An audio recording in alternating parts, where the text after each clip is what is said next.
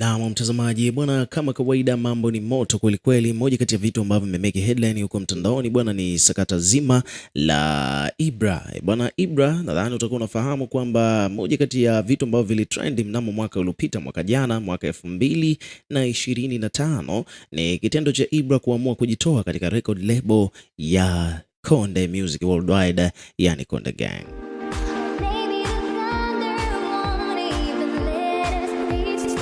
Lakini kujitoa kwa Ibra bwana katika lebo hiyo ya Konde Gang bwana haikuwa ile kiroho safi. Hapana, kulikuwa kuna mtiti, kulikuwa kuna back and forth, walitupiana maneno mengi sana kati ya Harmonize na Ibra, walirushiana maneno ya kila aina, maneno mabaya by the way, kiasi kwamba ilikuwa ni kama vile walikuwa wanatukanana hivi kwa namna moja au nyingine. Lakini at the end of the day ni kwamba Ibra akaamua kujitoa bwana pale katika record label hiyo ya Konde Gang, na kikubwa zaidi ni kwamba kuna kiasi cha fedha ambacho aliambiwa alipe, na sababu kubwa ambayo ilifanya Ibra kujitoa katika record label hiyo ni kwamba alikuwa na alikuwa anamuuguza mama yake, alafu wakati anamuuguza mama yake kila akiomba support pale katika label ilikuwa inamnyima support, lakini pia alikuwa haruhusiwi kufanya kazi bila makubaliano, yani bila record label kukubali. Sasa jambo hilo lilikuwa linamfanya Ibra anashindwa kwenda kuperform. Kulikuwa kuna kiasi kingine cha fedha,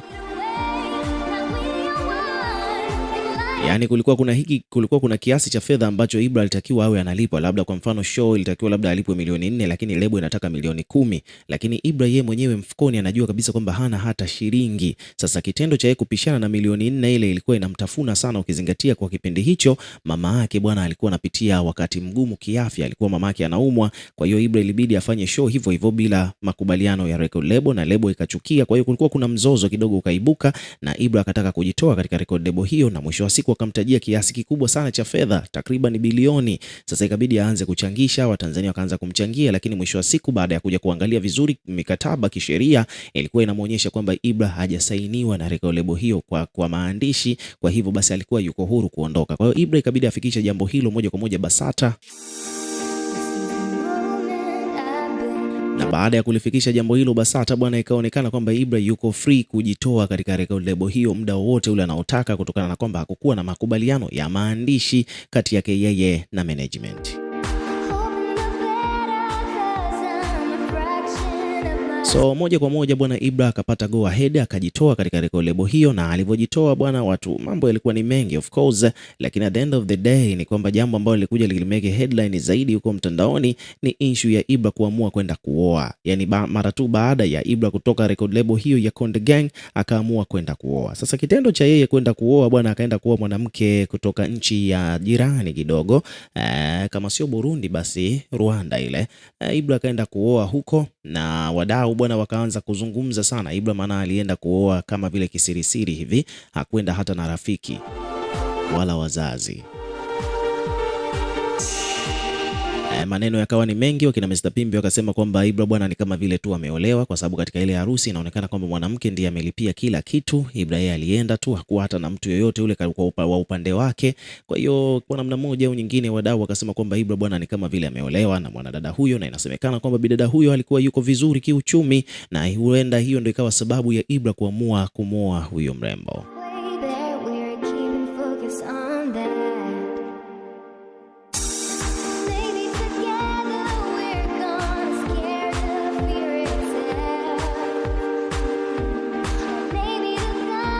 So basically bwana, hiyo ilikuwa ni moja kati ya story ambazo zilimeke headline sana mwaka uliopita. Lakini baada ya hayo yote ni kwamba mambo yakaendelea. Ibra akaendelea kurelease project zake, Harmonize naye pia akaendelea kurelease project zake. Harmonize akaonyesha kwamba ameamua kukunjua roho, hana ubaya tena na Ibra, na hata baada ya Ibra kujitoa Harmonize akarelease moja kati ya collaboration ambazo yeye alifanya na Ibra na ilipokelewa vizuri. Sasa basi hivi karibuni bwana, kuna habari ambayo leo imetrend sana huko mitandaoni, ikiwa inamuelezea Ibra kwamba ameachana na mwanamke wake huyo ambaye amemwoa mwaka uliopita.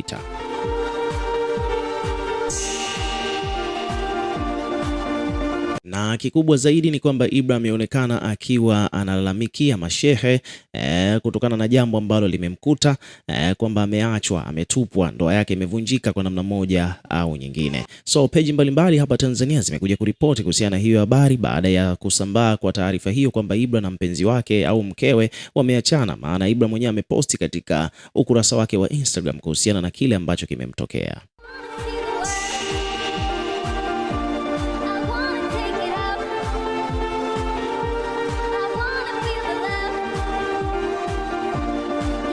So kwa mfano hapa bwana, kuna page imekuja imeripoti, wameandika kwamba Ibra awalilia mashehe adai kuachwa na mke wake. Hapa katika caption chini wakaandika kwamba msanii wa mziki wa Bongo Flava Ibra amefungukia mashehe akiomba majibu kuwa kwenye Uislamu inaruhusiwa mwanamke kumwacha mwanaume au ni mwanaume ndio anayepaswa kumwacha mwanamke, huku akidai kuwa kuachwa na anayemuita mke wake. Umeona bwana, so Ibra ameandika ujumbe akiwa analalamikia mashehe kuuliza maswali kwamba kama inaswi au iko sawa yeye kuachwa na mwanamke. So hapa bwana ni kwamba sio tu kwamba amezungumza hivyo, lakini pia vile ni kwamba Ibra bwana amewatag Ibra bwana ameamua mpaka kuwatagi mashehe mbalimbali ambao ni maarufu kwelikweli huko katika mitandao ya kijamii. Moja kati ya mashehe ambao waga wanazungumzaga mambo mengi katika suala zima la maadili na vitu vingine kama hivyo.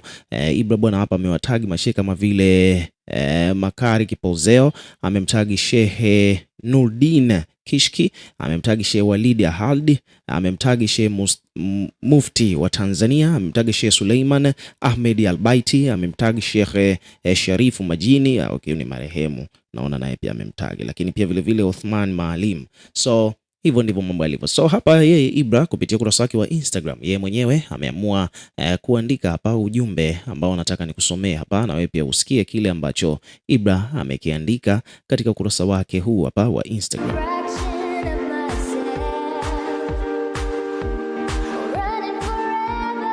Ibra ameandika kwamba family akakapo emoji ya kopa Ramadhani Karim. And then akaanza kuandika kwamba naomba muwatagi mashehe ambao nitasahau kwenye hii, maana nahisi funga yangu itatetereka, wanisaidie kwa hili. Hivi katika Uislamu inaruhusiwa mwanamke kumwacha mwanaume au mwanaume ndio anayepaswa kumwacha mwanamke tu? Maana nimeachwa na ninayemuita mke wangu. Alafu akakapa emoji ya huzuni na emoji ya kuomba, kisha akaandika shekhe, then akatagi au mashehe takriban hapa kuna mashehe takriban 8 hapa amewatagi.